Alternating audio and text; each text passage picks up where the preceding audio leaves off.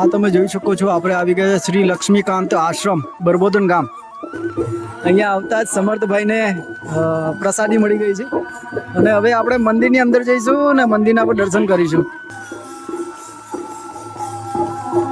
આ નામ તમે ઉપર વાંચી શકો છો, સમર્થ શ્રી નિત્યાનંદ મહારાજજીનું મંદિર છે અને આ એમની સ્ટેચ્યુ મૂકવામાં આવ્યું છે. હું તમને અંદર જઈને પણ થોડા દર્શન કરાવીશ. તમે જોઈ શકો છો અહીંયા શિવ ધૂન આખો મહિનો ચાલુ રહી છે અને તે પણ 24 કલાક.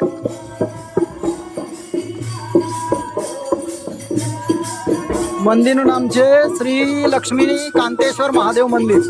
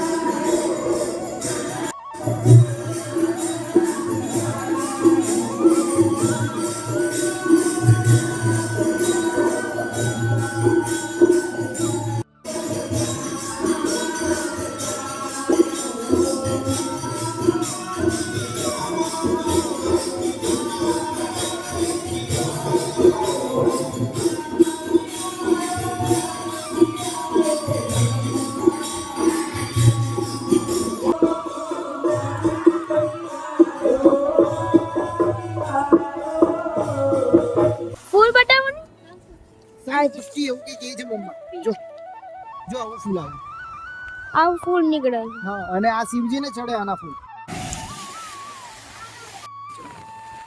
અને આ તમે સામે જે મંદિર જોઈ રહ્યા છો, આ મંદિરનું નામ છે ટેનેશ્વર મહાદેવ મંદિર. હમણાં વરસાદ બહુ પડી રહ્યો છે એટલે અમે છત્રીની અંદર આવી ગયા છે.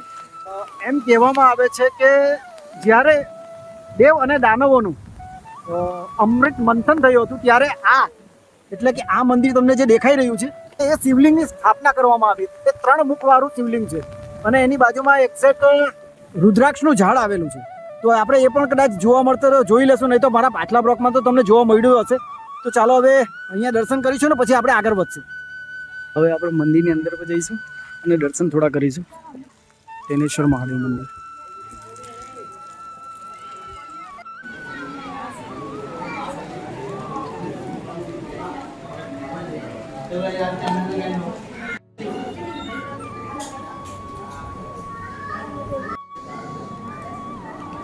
આ તમે ટેનેશ્વર મહાદેવના પણ તો અહીંયા તમે દર્શન કરી શકો છો. મંદિરની એક્ઝેક્ટ બહાર તમને આ રુદ્રાક્ષનું એક વૃક્ષ પણ જોવા મળશે. ધન્વંતરી ભગવાન. અને ફરી એકવાર તમે આ ટેનેશ્વર મહાદેવના તમે દર્શન કરી શકો છો અહીંયા. તો ચાલો હવે અહીંયાથી આપણે પિંડેશ્વર મહાદેવ મંદિરે પણ જઈશું. મંદિરને લગતી તમામ વસ્તુઓ અહીંયા તમે લઈ શકો છો અને શાકભાજી પણ અહીંયા મળે છે તમને. અહીંયા ગામડાના લોકો દેશી પદ્ધતિએ શાકભાજી બનાવે છે, એ પણ તમે લઈ શકો છો. આ તમે જોઈ શકો છો આપણે આવી ગયા છે પિંડેશ્વર મહાદેવ મંદિર અને આ પિંજરટ ગામની અંદર આવેલું છે. અહીંયા પણ પિંડદાન કરી શકો છો એટલે આ મંદિરનું નામ પિંડેશ્વર મહાદેવ મંદિર છે.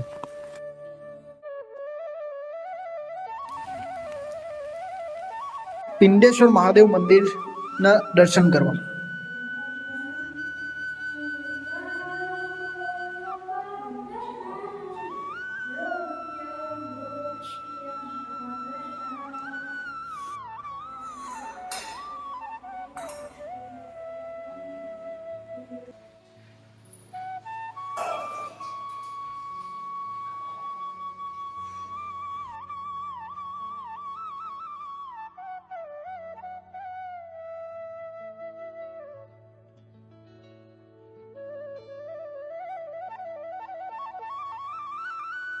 હમણાં અમે આવ્યા છે ટેનેશ્વર મહાદેવથી પિંડેશ્વર મહાદેવ મંદિરે દર્શન કરવા.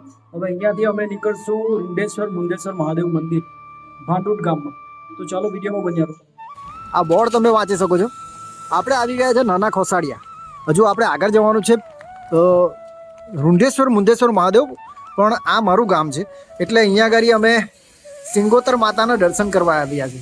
તો અહીંયાથી હવે માતાજીના દર્શન કરીશું ને પછી આગળ વધશું અને તમને પણ કરાવી. હવે આ અમારા ગામના પાદર ઉપર આ એક મંદિર બનાવવામાં આવ્યું છે. ત્યાં કરીને તમને દર્શન કરાવ્યા. અને આ સમર્થભાઈ આપણા. નમસ્તે, જય શ્રી કૃષ્ણ, જય સ્વામિનારાયણ. હું છું કેતન પટેલ, આપનો મિત્ર, અને આવી ગયા છે ફરી એક નવા સફર ઉપર. આજે છે સોમવાર ને 26 તારીખ 26/8/2024. આજે 3 ખુશીની વાત છે. એક તો ગોકુળાષ્ટમ છે આજે, એક શ્રાવણ મહિનાનો સોમવાર છે, અને ત્રીજું આપણા ખતરો કે ખેલાડીની આજે બર્થડે છે. તો તમે બર્થડે વિશ પણ કરી શકો છો. આજે અમે ઘરેથી નીકળ્યા છે નજીકના થોડા મહાદેવના દર્શન કરવા. શ્રાવણ મહિનો ચાલે છે, હજુ એક સોમવાર બાકી છે, હજુ એક સોમવાર બાકી છે. તો અમે આજે શ્રાવણ મહિનાના સોમવારે મહાદેવના દર્શન કરવા માટે નીકળ્યા છે. તમને જેટલા થાય એટલા દર્શન કરાવીશું. વરસાદ વાળું વાતાવરણ તમે જોઈ શકો છો. બહાર ખૂબ વરસાદ પડે છે. અમે રેનકોટ પહેરીને આવેલા છે અહીંયા સુધી, અને ગાડી પર રેનકોટ મૂકેલા છે. બાઇક પર અમે ટ્રાવેલિંગ કરીએ છીએ હમણાં, એટલે થોડું તકલીફ રહે છે. તો ચાલો હવે અહીંયાથી હવે અમે જઈ રહ્યા છીએ. હું મારા ગામ આવ્યો છું અને તમને સિંગોતર માતાના દર્શન કરાવી દીધા છે. અહીંયાથી જઈશું હવે મુંડેશ્વર મહાદેવ મંદિર. તો વિડીયોમાં બન્યા રહો, જેથી કરીને તમે અલગ અલગ મહાદેવના શ્રાવણ મહિનામાં આવો. અને આ તમે સામે દર્શન કરી શકો છો, કૈલાસધામ ભાનુટ ગામ. અહીંયા આપણે દર્શન કરવા મળશે મુંડેશ્વર મહાદેવ મંદિર. અહીંયા બે ભાઈઓના મંદિર ગણવામાં આવે છે. અને આનું નામ એટલે રાખવામાં આવ્યું છે રૂંઢેશ્વર અને મુંડેશ્વર. આ તમે સામે મંદિર જોઈ શકો છો વિશાળ. શ્રાવણ મહિનામાં અહીંયા તમે જરૂરથી આવો. આ પણ ખૂબ સરસ મંદિર છે. તો ચાલો હવે મંદિરના અંદર જઈને પણ આપણે દર્શન કરીશું. વાંચી શકો છો મુંડેશ્વર મહાદેવ મંદિર. અને આપણે અંદર પર જઈશું હવે. જય શ્રી રામ.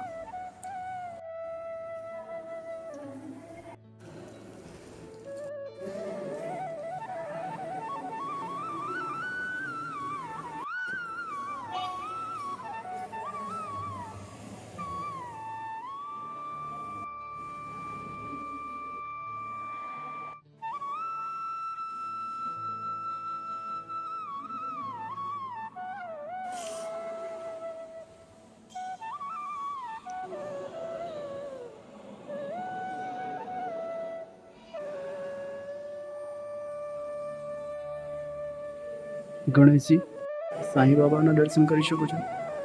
અને આજે છે ગોકુળાષ્ટમ, તો કૃષ્ણ ભગવાન અને રાધાજીના પણ અહીંયા તમે દર્શન કરી શકો છો. રૂંઢેશ્વર દાદા અને મુંડેશ્વર દાદાના અહીંયા તમે દર્શન કરી શકો છો. હમણાં તો દરવાજો બંધ છે, મંદિરનું કામ થોડું ચાલુ છે. તો ચાલો હવે આગળ વધીએ અહીંયાથી. અને શ્રાવણ મહિનાના આ સોમવારે તમને અલગ અલગ શિવજીના દર્શન કરાવું છું હું આજે. તો કરતા રહો અને વિડીયોમાં બન્યા રહો. વિડીયો ગમે તો લાઈક, શેર અને સબસ્ક્રાઈબ કરવાનું ભૂલશો ને. બેલ આઇકન જરૂરથી દબાવજો.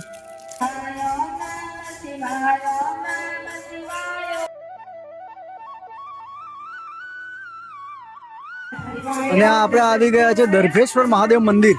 તમે જોઈ શકો છો.